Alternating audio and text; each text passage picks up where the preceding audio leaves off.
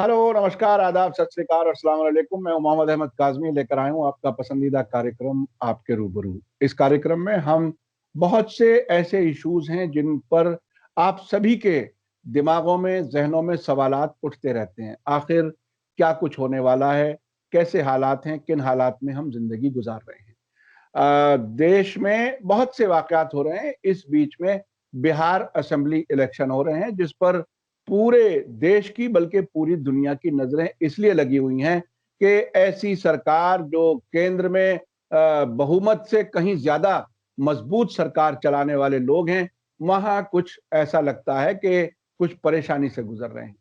इससे पहले कोरोना होकर के गुजरा है, उससे पहले बहुत से ऐसे इश्यूज हैं जिसकी वजह से पूरे देश के लोग एक तरह से बेचैनी के दौर से गुजर रहे हैं। इस इलेक्शन में क्या कुछ हो रहा है? इसके अलावा एक और घटना हुई है। हाथरस की घटना के बाद हरियाणा गुड़गांव में एक लड़की निकिता, उसका मर्डर हुआ है, जिसमें 2 लड़कों के एक्यूज के तौर पर नाम आए हैं, तौसीफ और रेहान। ये कहा जा रहा है कि शादी के लिए वो दबाव डाल रहे थे। तो ये कुछ ऐसे वाकयात हैं जो बेचैन करने वाले हैं, इंसानियत को बेचैन करने वाले हैं। किसी बेगुनाह को अगर थप्पड़ भी लगे तो वो बहुत बुरी बात है। मर्डर तो बहुत ही हीनियस क्राइम है, जितना सख्ती से उसकी मजम्मत की जाए वो कम है। इस सब पर बात करने के लिए मेरे साथ आज खास मेहमान हैं नागपुर से अविनाश काकड़े जी, जो अध्यक्ष हैं किसान सेवा संघ के और गांधीवादी विचारधारा के लिए जाने जाते हैं। वो बिहार इलेक्शन को देखने के लिए गए थे, किसानों से मिलने के लिए गए थे, वहां के हालात समझने के लिए गए थे। शायद किसानों पर जो कुछ बीत गई, जो सरकार ने, केंद्र सरकार ने कानून बनाए हैं जिसके खिलाफ पूरे देश में किसान प्रोटेस्ट कर रहे हैं, उन इश्यूज पर और उससे कुछ और जुड़े हुए इश्यूज पर मिलने के लिए गए थे। अविनाश काकड़े जी, आपका वेलकम है मीडिया स्टार वर्ल्ड में। आप ये बताइए कि बिहार चुनाव में क्या मूड है? क्या कुछ लगता है? नीतीश कुमार क्या, कहां जाएंगे? एनडीए बचेगा, नहीं बचेगा? सरकार बनेगी, नहीं बनेगी? महागठबंधन का क्या हाल होने वाला है? क्या कुछ है जो कुछ आप वहां देख करके समझ के आए?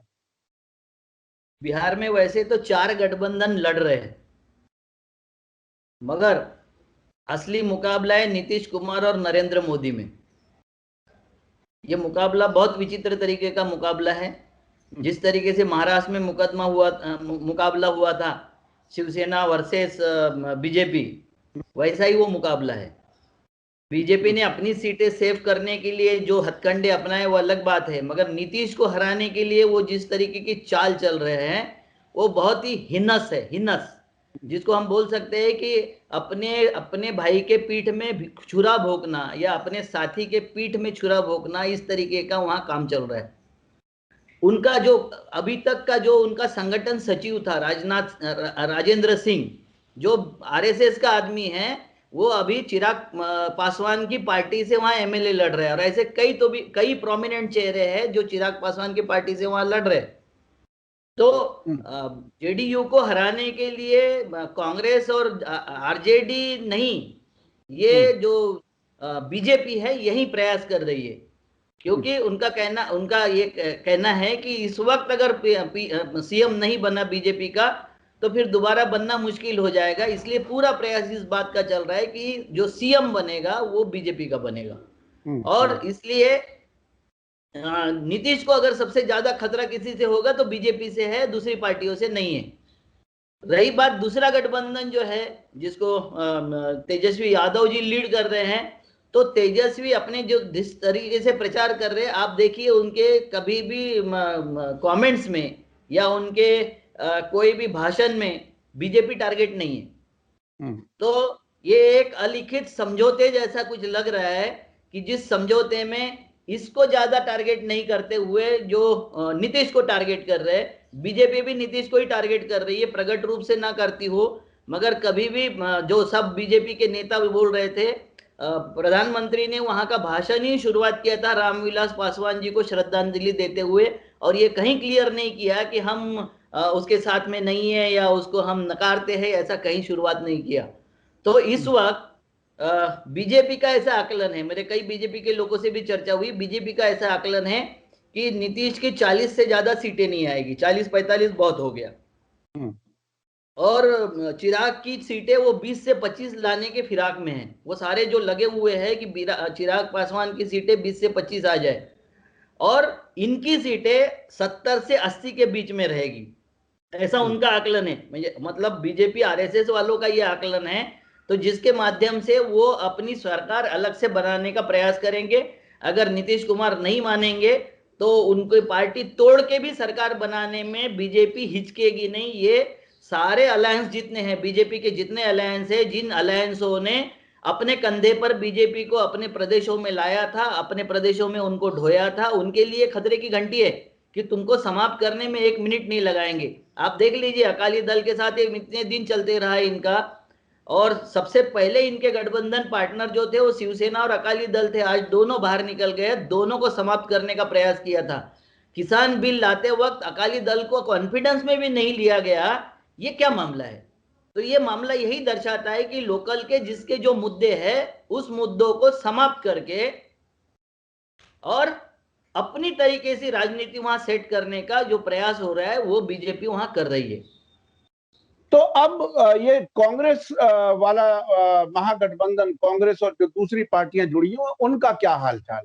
वो कांग्रेस तो बहुत छोटी, देखो कांग्रेस तो बहुत छोटा हिस्सा है। 200 जो 24 है, 23, उसमें से कांग्रेस मात्र 70 सीट लड़ रही है।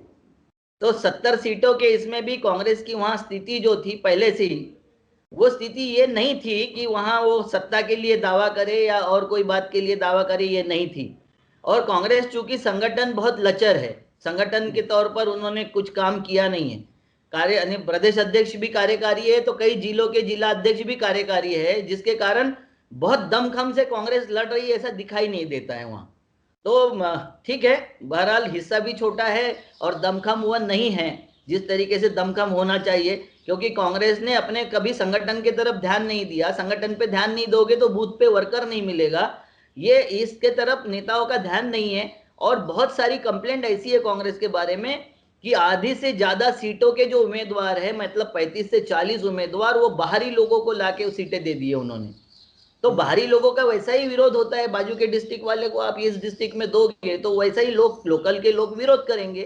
तो वो विरोध से बहुत मंजर से गुजर रही है कांग्रेस वहां से।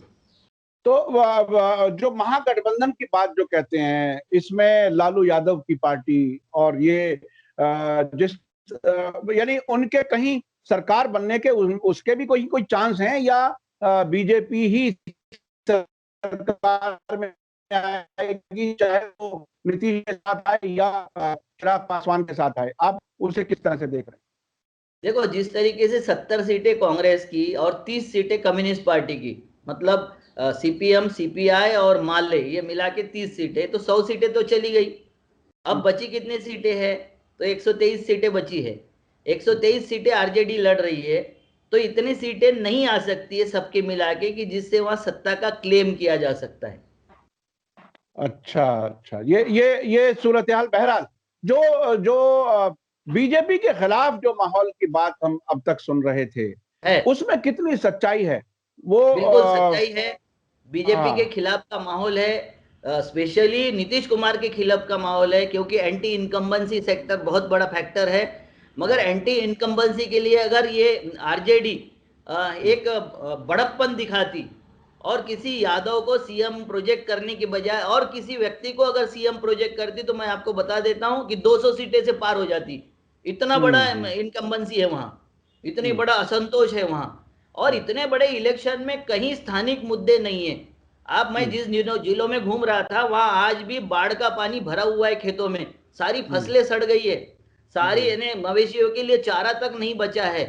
वहां की जितने छोटी मोटी जो फसलें थी, जो धान छोड़ के और फसलें जो थी जिससे सब्जियां वगैरह उगती है, वो सारा सड़ गया है अभी भी।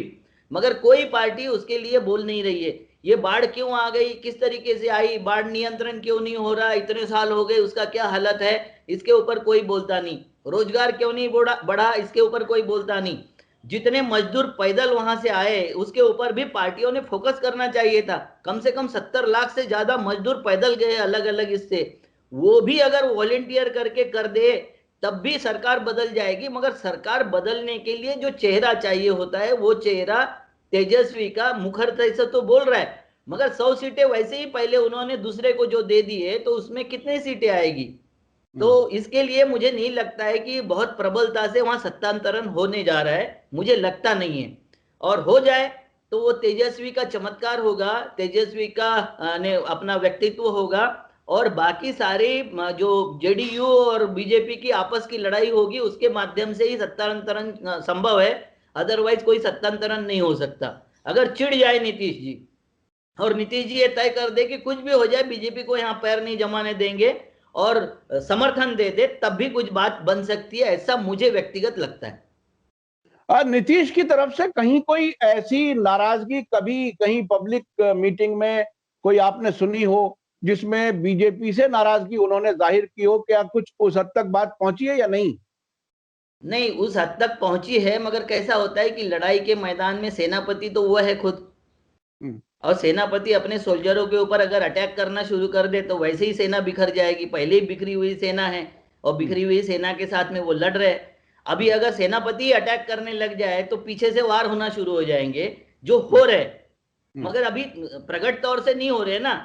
तीर हाँ, दूसरे तरफ रखा जा रहा है, छेद उसकी पीट रही है, यानी हाँ, उन्हीं की पीठ को छेदा जा रहा है, मगर वो प्रकट तौर से नहीं हो रहे। अगर इन्होंने नाराजी प्रकट ये कर दिया, बोलना शुरू कर दिया, तो तुरंत छेद यानी पीछे से उनको वार करना, सीधा वार करना शुरू हो जाएगा। तो उसके लिए वो बच रहे, मगर इलेक्शन के बाद में नीतीश जी अपना तेवर जरूर दिखाएंगे, ये मुझे दिखाई दे रहा है, हर पक्ष पे दिखाई दे रहा है, हर जगह पर दिखाई दे रहा है। लेकिन इलेक्शन के बाद में वो तेवर दिखाएंगे जैसे जैसे कहते हैं चिड़िया खेत चुग चुकी होगी। उसके बाद क्या फायदा होगा? उसके बाद अब वो क्या क्या कर उपाय, सकते हैं उस नाराजगी से?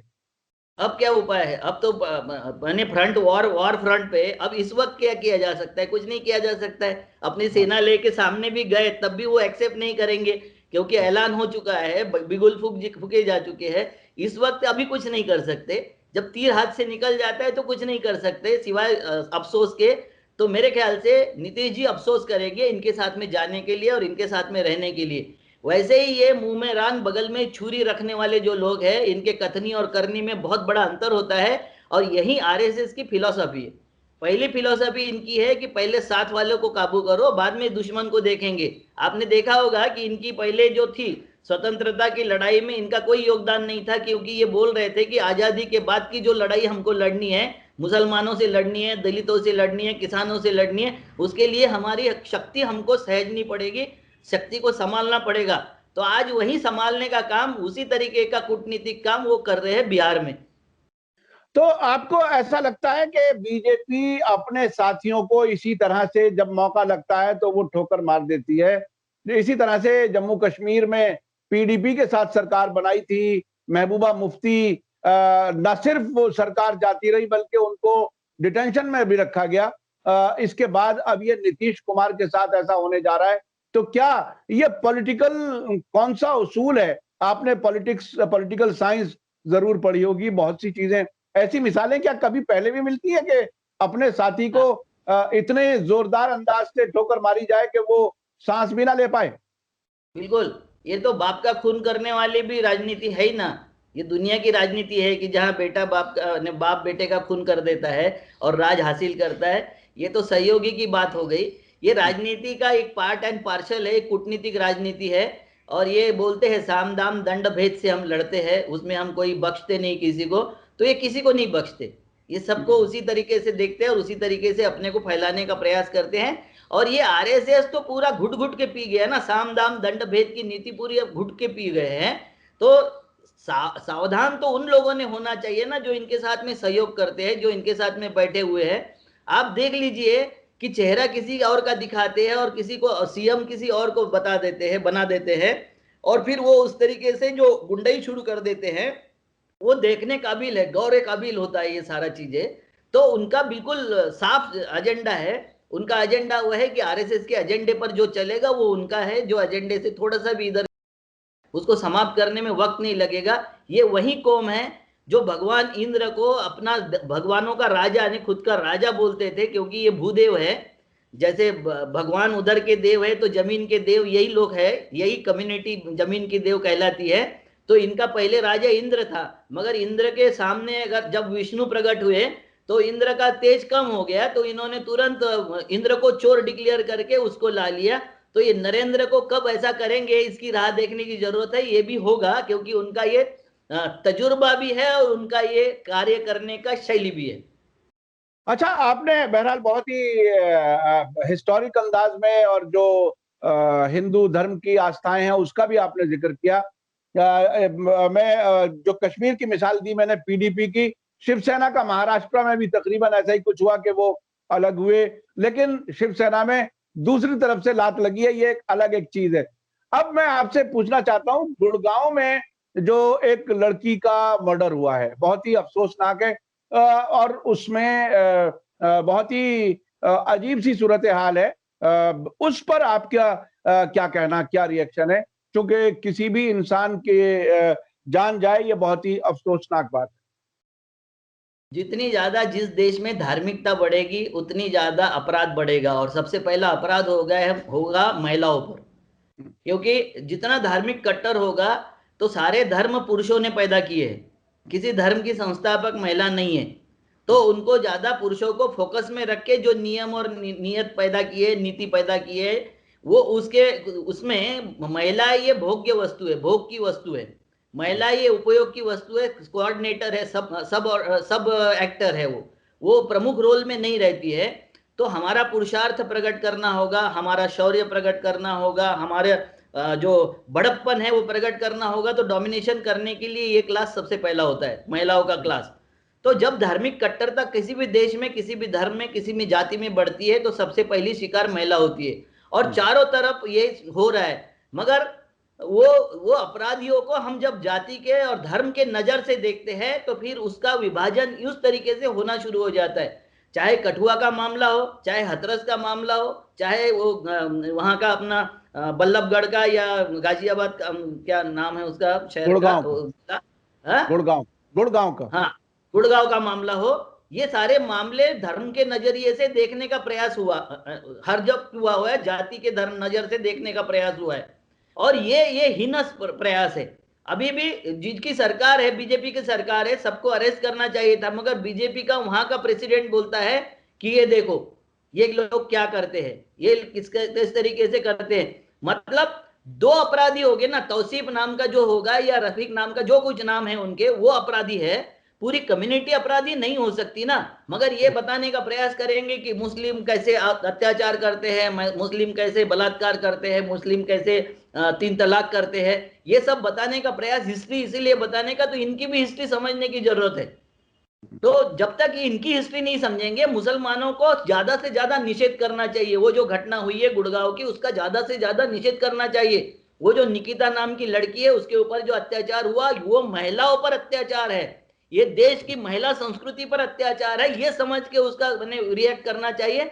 ना कि वो कौन से धर्म का है, कौन से जाति का है, कौन सी भाषा का है, कौन से प्रांत का, ये समझना नहीं चाहिए। मगर बीजेपी ये करने का प्रयास करेगी, बीजेपी ये बताने का प्रयास करेगी कि सारे मुसलमान बलात्कारी होते हैं। ये बताने का ये प्रयास नहीं करेंगे कि जितने माने बिहार में बलात्कार हुए छोटी छोटी बच्चियों पर, 7 साल से लेके तो 15 साल की बच्चियों पर, 40-40, 50-50 बच्चियों पर जिस तरीके से इन्होंने किया है, इनके मंत्री जिसमें इन्वॉल्व थे, वो हम चर्चा में नहीं लाएंगे। उत्तर प्रदेश की घटनाएं हम चर्चा में नहीं लाएंगे। हम इसको खाली हिंदू और मुसलमान इस नजरिए से देखने का प्रयास करेंगे, दिखाने का प्रयास करेंगे। खैर, आपके जैसे जो लोग हैं वो हर चीज पर जो डिस्कशन आयोजित करते हैं, उसमें चर्चा जो करते हैं, उसके वजह से हमारी मूल संस्कृति बचेगी। अगर नहीं बची ये संस्कृति तो फिर ये देश भी तालिबानी होने में आरएसएस का प्रयास है। आईएस और आरएसएस में कोई ज्यादा अंतर नहीं है, दोनों एक से है। दोनों इसमें महिलाएं टारगेट होती है, महिलाओं के कपड़े टारगेट होते हैं, आपका खान पान टारगेट होता है, आपकी शिक्षा व्यवस्था टारगेट होती है, आपकी स्वतंत्रता टारगेट होती है, एक से है, दोनों एक से है। तो इसको मान्य करना पड़ेगा, सबसे पहले तो एक्सेप्ट करना पड़ेगा। मुसलमान ये नहीं कह सकता है कि कुरान का आयत लिखा हुआ झंडा लेके जो लोग पहन रहे वो हमारे मुसलमान ही नहीं है। ये जब हम बोलते हैं तो ये ऐसा हो गया कि अविनाश बोले कि आरएसएस हमारा नहीं है, ये बोलने जैसा होगा। हमारे लोग हैं, हमारे लोग उनके साथ में होते हैं जो अपने बुद्धि को भ्रष्ट कर चुके हैं, अपनी संस्कृति को जो संभालना नहीं जानते या जिनको समझ में नहीं आई संस्कृति, ऐसे लोग इस तरीके से क्राइम करते हैं और ये क्राइम किए जाते हैं। क्योंकि हमारी तो माइथोलॉजी इतनी विचित्र है कि इस माइथोलॉजी में महिलाओं की सती परीक्षा और सत्व परीक्षा ली जाती है। मतलब वो चरित्रवान है कि नहीं, ये परीक्षा लेने के लिए कोई एक को भेजा जाता है। मतलब वो क्या सरकारी सांड है? कौन है वो?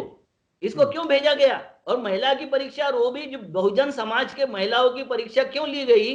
तो इसका कारण यही है कि हमको डोमिनेट करना है उस कम्युनिटी को जो कम्युनिटी मल्टीप्लाई करती है। आप इसको समझिए कि किसानी मल्टीप्लाई करता है, उसको डोमिनेट करना है। महिला मल्टीप्लाई करती है, उसको डोमिनेट करना है। फिशरी मल्टीप्लाई करती है, पिगरी मल्टीप्लाई करती है, उसको सबको डोमिनेट करना है, क्योंकि वहीं से तो उत्पादन होता है। तो उसके ऊपर हमारा कब्जा कायम स्वरूप से बना रहे, हर वक्त हमारा उसमें पोजीशन बना रहे, क्योंकि उसमें मल्टीप्लाई होता है तो उत्पादन आने वाला हमारे कब्जे में रहे। इसके वजह से ये सारे षड्यंत्र पूर्वक सारे धर्मों के लोग ये करते हैं और ये निषिद्ध है।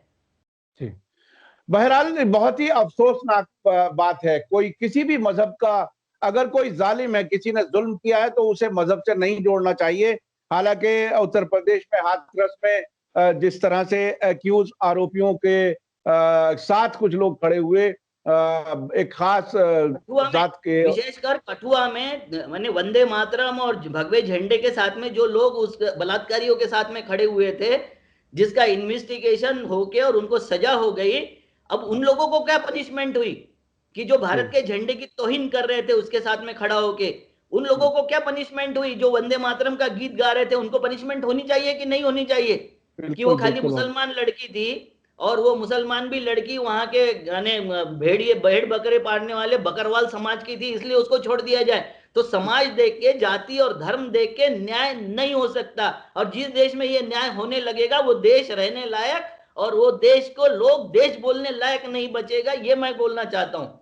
जी जी जी, ये बहुत ही अहम बात है। बुनियादी बात यही है कि इंसाफ पूरी तरह से होना चाहिए, सबके साथ बराबर तरीके से देखा जाए, और इंसाफ करते वक्त जो इंसाफ करने वाला है वो किसी धर्म जाति को ना देखे, किसी इलाके को ना देखे, तभी इंसाफ की बुनियाद पर देश चल सकता है। आपने बिहार चुनाव के बारे में काफी अहम बात बताई। आपका अंदाजा है कि बीजेपी हुकूमत में रहेगी, महागठबंधन उतना मजबूत नहीं है।